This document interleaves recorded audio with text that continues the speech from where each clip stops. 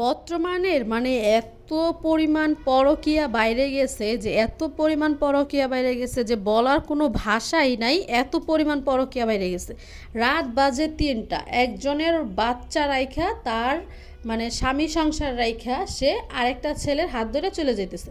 সে রাত ৩টা বাজে কট খাওয়াই দিছে, ধৈরে ফেলছে। ধৈরে তো এই যেখানে দেখতেই পারতেছেন ৪-৫ জন মিলে এখানে আলোচনা করতেছে, কিন্তু কোনোভাবে সেই ছেলেটা বলতেছে আচ্ছা ঠিক আছে আমি তাইলে চলে যাই, কিন্তু মেয়েটা বলতেছে যে না আমি ওই স্বামী সংসার করব না, আমি তোমার সাথেই যাব, আমি তোমার সাথেই থাকবো। কিন্তু ছেলেটা বলতেছে আচ্ছা থাক, যা হয়েছে আমার ভুল হয়ে গেছে, আমি চলে যেতেছি।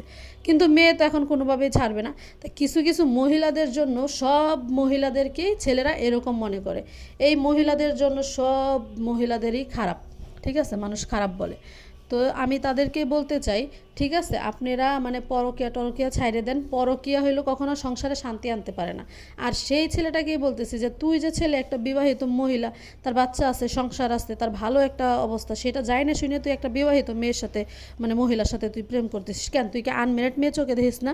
আনমেরিড মেয়ের সাথে চোখে দেখে প্রেম করে তারপরে তারে বিয়ে কর। তুই একটা বিবাহিত মেয়ে মহিলার সংসার নষ্ট করতেছিস, তুই নিজের জীবনটাও নষ্ট করতেছিস কিসের জন্য? এই তোদের মতন কিছু ছেলেরা কি অবুঝ? হ্যাঁ, সে যেহেতু এত বছরের সংসার রেখে, তার বাচ্চা রেখে, সব কিছু রেখে তোর সাথে চলে যেতে পারতেছে। তোর থেকে ভালো কাউরে পাইলে যে সে ভালো কারো কাছে যাবে না তার কোনো গ্যারান্টি আছে? কোনো গ্যারান্টি নেই। তাই ছেলে মানুষেরা বলতেছি ঠিক আছে প্রেম করবেন, ভালো কথা, আনমেরিড দেখে প্রেম করে বিয়ে করেন, কিন্তু বিবাহিত কারো জীবনে ঢুইকে তার জীবনটা নষ্ট করবেন, তার সংসারটাও নষ্ট করবেন, অথচ নিজের জীবনটাও নষ্ট করবেন, এরকমটা আপনারা করেন না ভাই। ঠিক আছে? আর এত পরিমাণ পরকীয়া বাইরে দিছে, আল্লাহ যেন সবাইকে এই পরকীয়া থেকে হেফাজতে রাখে।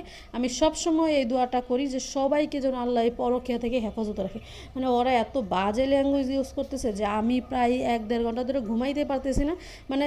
কোনো একটা খারাপ কথা শুনলে এমনিই কান জ্বালাপালা করে, তারপরে শুনতে শুনতে একেবারে অতিষ্ঠ হয়ে যেতেছি। এখন বাধ্য হয়ে যে ভিডিওটা করলাম আপনাদের সাথে শেয়ার করলাম। তো সবাই একটু সতর্ক থাকবেন, বুঝছেন? এগুলোর ভিতর কেউ জড়াবেন না। এগুলা দুনিয়াতেও কখনো আপনাকে শান্তি এনে দিতে পারবে না, আর আখিরাতেও কখনো আপনি শান্তি পাবেন না, বরঞ্চ আরও সংসার জীবন নষ্ট হবে। এগুলো খুবই খারাপ। আল্লাহর হস্তে ভাই আপনারা কেউ এগুলো কইরেন না, বোন কেউ এগুলো কইরেন।